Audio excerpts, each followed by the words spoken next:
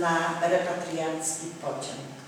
Jak bękart historii, urodzona we mgle, ani z Wilna na zachód, ani z Gdańska na zachód nie ściskałam w dłoni rączki tekturowej walizki i nie zamykałam w niej prośby o ocalenia.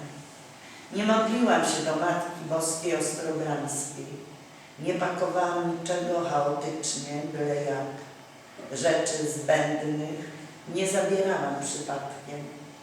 Nigdzie nie postawiłam pomnika tęsknoty.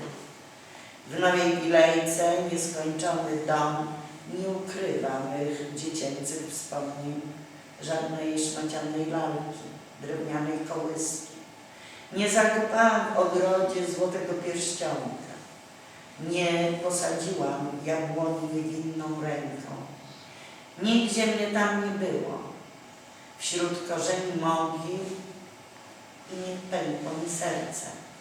Nie machałam chusteczką chorej łzyce Ricie na gdańskim dworcu. Nie zgwałcił mnie rosyjski żołdak. Ciotka Urszula już nie żyje. Nic dla mnie z tych albumów wspomnień, to tylko martwe fotografie. Czerń i biel, miejsce i twarz, umieszczone w innym wymiarze. Ba, jedna historia w historii, jak tysiąc.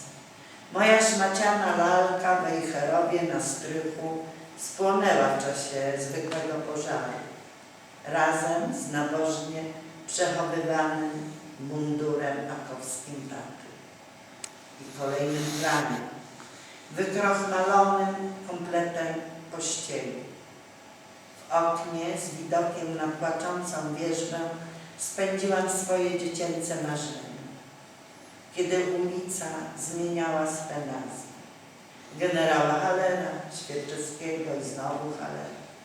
Zmiana okna, widoku, miejsca, nieuchronna zmiana czasu. Już Państwo powiedzą, do czego chciałam. Bo